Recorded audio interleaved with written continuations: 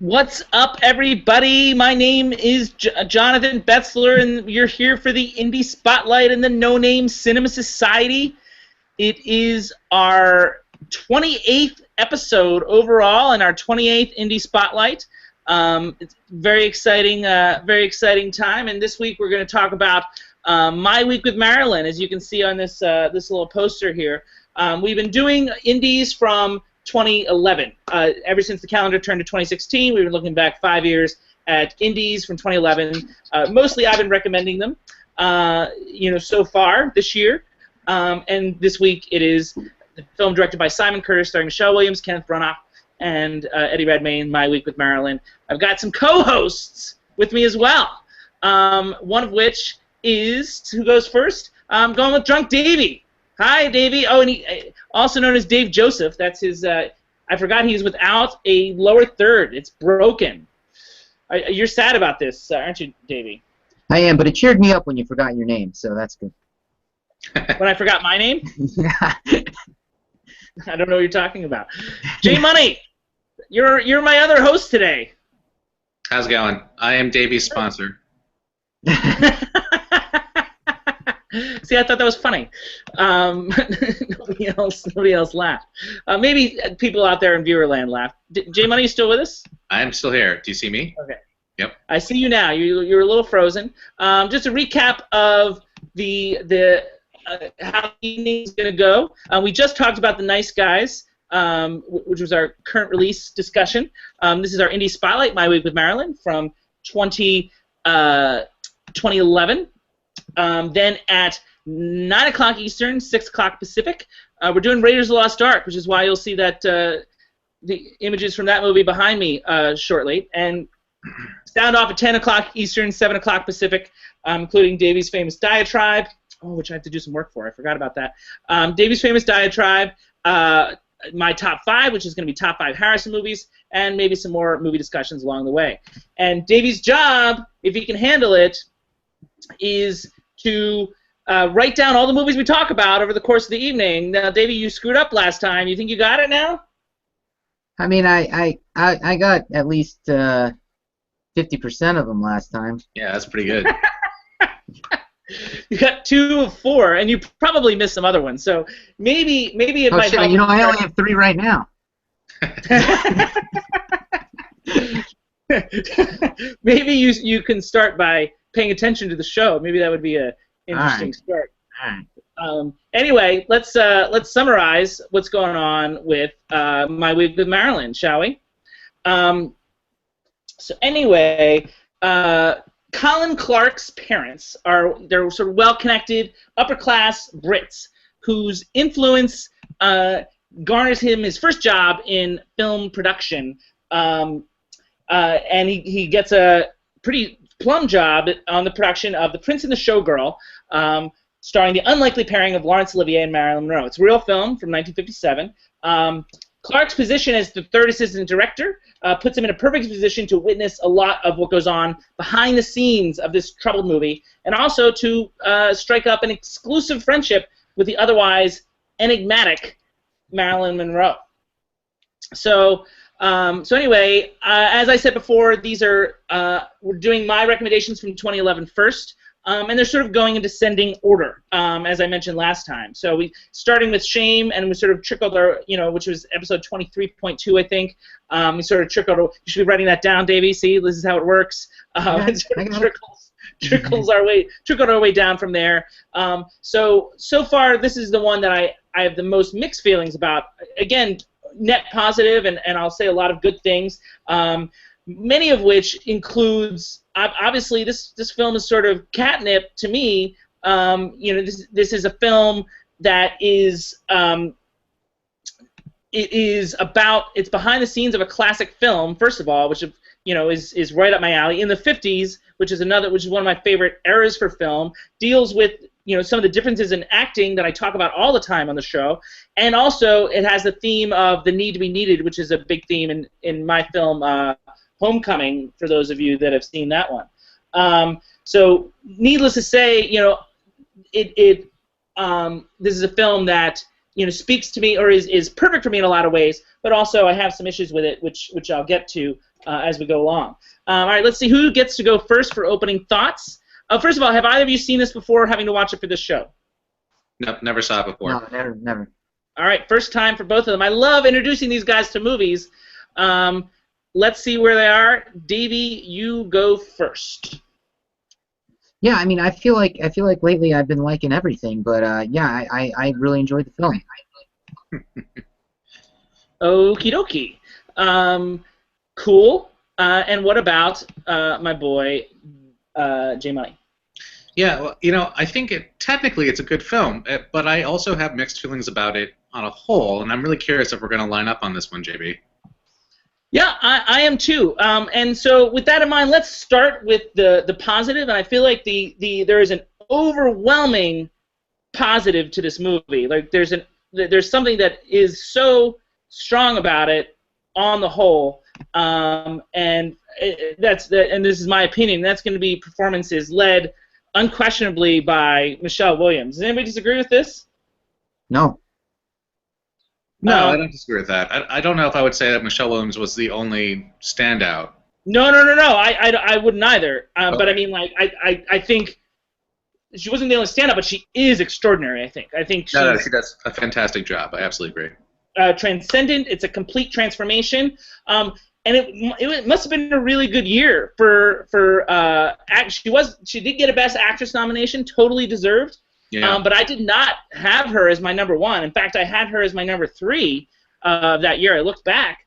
I had Rooney Mara from Girl with the Dragon Tattoo over her, and I don't, as amazing as she is, I still don't disagree with that. I still go with Rooney Mara, and there's another indie that we've got coming up in a month or two that I also put ahead of Michelle Williams, as amazing as she is. That just goes to show you how good the performances were in 2011, and those don't even count Viola Davis from The Help in 2011, or the Oscar winner was Meryl Streep in The Iron Lady, which I haven't even seen. Wow. So I can't even factor that into consideration. So that's some great performances alone, and and hers is among those. Like it's a terrific performance. Tough year. I mean, I feel like there's probably dozens of years where she could have won with this performance alone, but it just came out in that really tough year. Do you guys have anything you want to add about Michelle Williams before we go on about the next performance? I'm good. Yeah, okay. It's good. Pretty good. Decent. I said I'm good. She wasn't too bright, so that's good. She wasn't what? She wasn't too bright. The light bouncing off of her was not too bright. Oh, I was like, what the hell are you talking that's a about? Davy JoJo. To get that reference, you guys need to watch episode 27.3, The Lion of Winter. But J Money, anything else about her? I would really love to actually research more into what her process was to kind of nail down her characterization of Marilyn Monroe. Because I might be able to answer that because I forgot to mention that I also went back in 2011. I also went to a sneak preview of this one, an industry screening. Even got production notes here from 2011. Wow. That they handed out. So maybe I'll be able to tell you. She watched The Prince and the Showgirl an awful lot. That was one thing. I mean, like she basically studied everything that she possibly could. Yeah.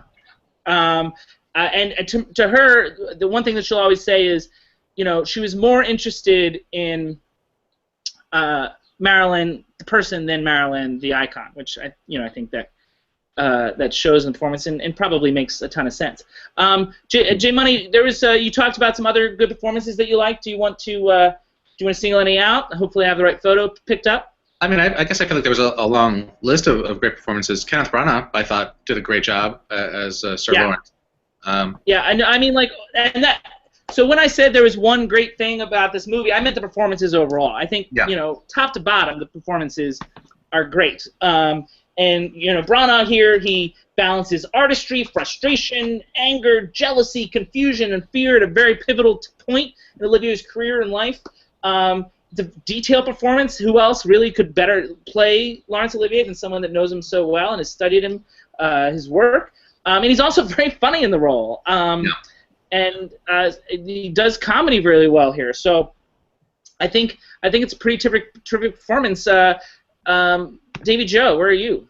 Yeah, Kenneth Branagh definitely was next in line in terms of great performances. Eddie Redmayne also very good, but Kenneth Branagh, I think, definitely number 2. So this is where I might disagree slightly, and I don't think Eddie Redmayne's bad, but I do think this is an underwritten part. And obviously, it's different now because we know what he can do. At the time, I'm not sure we really understood what he was capable of. Yeah. But he's sweet, but he has less to do, and I would say that it's a poorly developed character, even though it's the narrator, and neither the director nor the screenwriter, or I assume the character himself in his memoirs, really shined his powers of observation on himself at all. Like, he's very astute about reading other people in a lot of ways, but never himself. I really felt like on the page he's sort of two-dimensional, like in the script. And Eddie Redmayne, I don't think necessarily does anything to add to that. I think he makes a lot of good choices with his body, and the fact that he's always sort of busy as a third assistant director. There's a lot of good things there, but I don't think the character is that interesting. Jay Money, I assume you're going to disagree with me. No, actually, I'm not. I don't think that's really Eddie Redmayne's fault. I guess we're starting to get. I did say that. I did say that. Did you not hear that? No. Well, you also said that you thought that maybe he could have done a little bit more with the role. I didn't say that. I said he didn't necessarily do anything. I'm not sure what he could have done. I'm not. I don't have any notes for him. Either way, it sounds like we're both kind of getting to the same idea, which is maybe that we might have some issues with the source material more than anything else. I definitely do. I want to acknowledge, however, some of the supporting performances, though, before we move off of performances altogether, because it is chock full. I mean, like, it's almost like cameo full. Oh, absolutely. It's almost like bust out the British theatrical actor. And director Simon Curtis comes from a theater background, and this is his first major film. He'd done some television in England, but he just went balls out with these with his favorite theater actors, including getting Judi Dench to come in. Now, fun little tidbit about Judi Dench in this movie is Judi Dench could not film during principal photography. She had to come in weeks ahead of time. So if you notice carefully, Judi Dench is never actually in a shot with anyone else except Eddie Redmayne. Huh. She's always, and so any scene where she talks to Marilyn Monroe or Laurence Olivier, they are shot complete. They're not in each other's shots at all, completely separately framed out. So she's talking to a wall or a stand-in when she delivers her lines, and they are as well. And their coverage was shot 2 months later. Wow, I would not have guessed that based on the actual end result. That's amazing. I didn't pick up on that. Well, I mean, why would you? The magic of movies. Yeah. I mean, stuff like that happens a lot. Not necessarily 2 months. That it's kind of extreme. Also, like, I don't want to go through every cast member, but here, do you guys see the picture? Yeah. All right. It doesn't seem to be clicking for me. I'm getting a rainbow wheel. I hope it's up. We see it. For the audience. All right. Well, let's assume that it's up. This is Zoe Wanamaker as Paul Strasberg. For those of you who know anything about Paul Strasberg, I mean, it's a pretty detailed and strong performance in a small role. I'm not going to pick up pictures of all these people, but Derek Jacobi, Dominic Cooper, Emma Watson, Philip Jackson, everybody's really, really good. There it is. Which leads me to, I think, the next thing that I want to talk about before we get to the bad things. Not as bad things, the holdbacks, the things that held the film back, the quibbles, as we like to say in this show. When we, maybe you guys can answer me on this. But when we see a movie with, what do I always say when we see a movie that has almost consistently great performances? Great direction. Somebody listens. Great direction, yeah. At least in terms of performances, Simon Curtis did a terrific job, I think. I mean, like, you need, as far as that's concerned. Now I have some issues which I'll get to in a second. So I mean, like, I think that he really is very detailed, and like the scenes are full of subtext. You might argue that they might be theatrical, but I mean, I feel like there's a lot going on in each scene. Each scene feels rich in terms of the way that they're acted out and detailed. You always know what's going on underneath the characters' minds. So very strong work in that regard. His other film after this came out last year called Woman in Gold, which I've not seen, but the performances. Maybe one you might want to write down, Davey. Come on, get with the program here. Mental notes. What's that? Mental notes. He's got mental notes going on. The other thing that I think it does a really good job of, two things, transporting to time and place. I definitely felt like we were there. Like, I did feel like we were sneaking behind. I almost felt like Colin Clark in the sense that we were like got the sneak peek at the inside scoop behind the scenes, and that's a craft thing in terms of the details of the wardrobe and I want to say production design, but honestly, they shot in the actual Pinewood Studios where they shot The Prince and the Showgirl. They shot at the house Marilyn Monroe was staying at. Oh. Like they shot in Colin Clark's actual house, that big mansion. They shot at Eton because Eddie Redmayne went to Eton just like Colin Clark, and they shot at Windsor Castle. So they actually went back to all the locations in which the film actually took place, which strangely enough didn't look that different. I guess that's England for you. The other thing that I really like from a point of view of direction is, holy cow, that was fast. We might go late on this one, guys. Is the recreation of the film itself, which, by the way, they used a lot of the props. The couches and all the furniture was actually from the film. Oh, really? But the impressive thing from a cinematography point of view is the Technicolor imaging that they used. When they showed footage from the actual film with Michelle Williams and Laurence Olivier playing the parts, that was really impressive. I miss that richness, the texture of that stuff, and they did a really nice job of emulating Jack Cardiff's cinematography from the original 1957 film. So I know you're going to talk about screenplay real quick with direction, guys. You guys have anything as I made my case? I would not disagree with any of your points. I mean, I certainly think that everything was so buttoned up with this film. Again, from a technical standpoint, and I agree with pretty much every one of your points here. So, my quibble with direction, and it segues into the screenplay, so I saved it for last. Is I feel like that it lacked an edge that it needed. It sort of had looked back at this time with the same rose-colored glasses that Colin Clark would have, and I don't necessarily think that worked.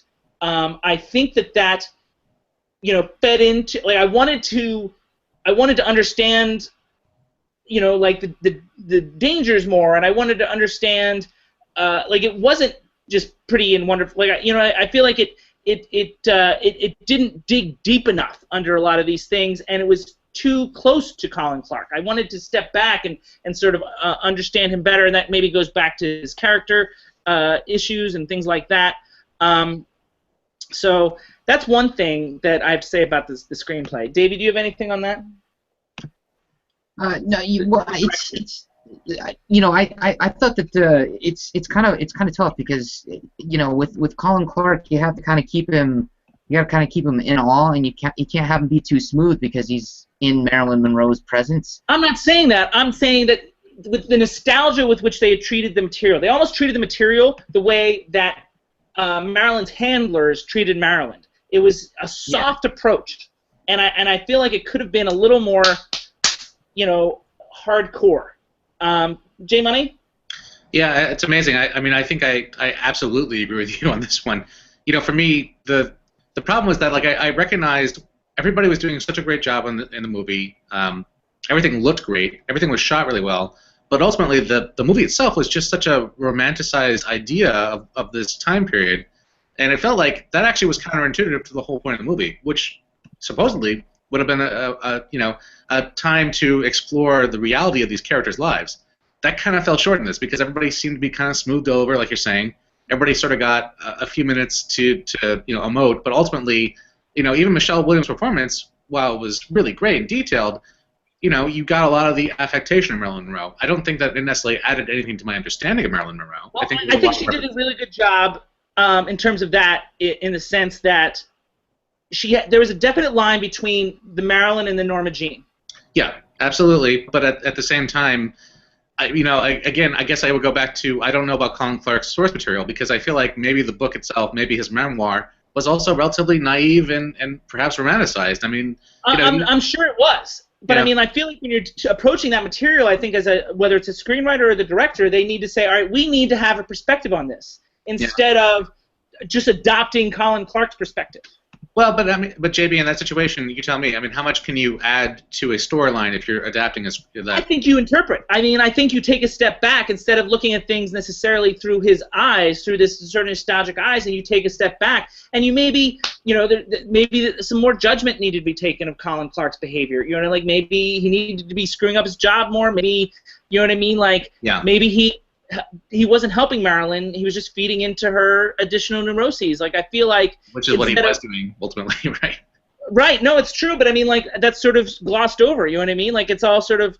Yeah, absolutely. Happiness and daisies, and I don't think he's helping, you know? No, and I don't know if Colin Clark actually understood that, by the end of his life. I don't know if Colin Clark had that perspective at all either. I don't know if that's... And the little background material is he wrote 2 novels. One was about the film itself. Right. And it detailed like a 54-day schedule, except it left a week out. Like it was strange in the book that it just skipped a week, and critics noticed it. Like, why is there a week missing? And then 20 years later, he published My Week with Marilyn, which was the missing week.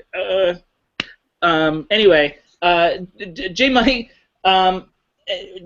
You disagree with by the way, sorry, J Money, I agree with almost everything you're saying. Like, I'm excited that we're on the same page on this. I feel very strongly. I'm glad you two as well.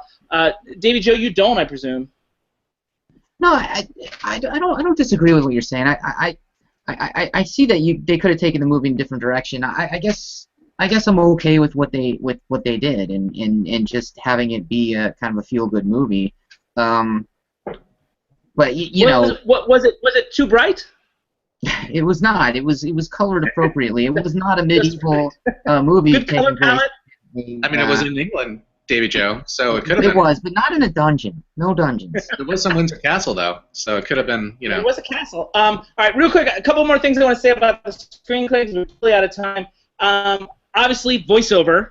Boo, voiceover. And I mean, it was limited, but it was almost worse because it was so limited. Like, because it came in and it covered a lot of the beginning, and then it disappears and comes back at the end, and clearly a crutch used there.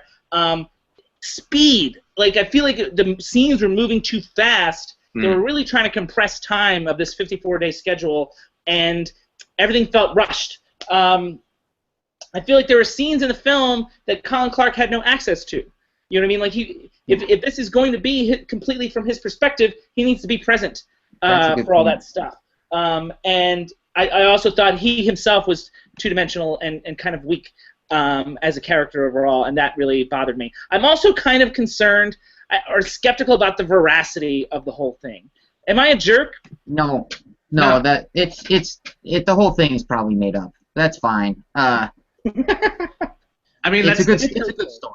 No, but I think that gets back to something, JB, because I feel like here's something where this guy, towards the end of his life, wrote this memoir that was a pretty rose-colored remembrance of his affair with Marilyn Monroe for a week. It's like, how much can we really take that at his word? How much of it is him just kind of glossing over the bigger issues with Marilyn Monroe to almost brag about the fact that he had this like little fling at one point in his youth, just. And also, he's awfully astute in terms of analyzing her and Laurence Olivier. Yeah, that's definitely true.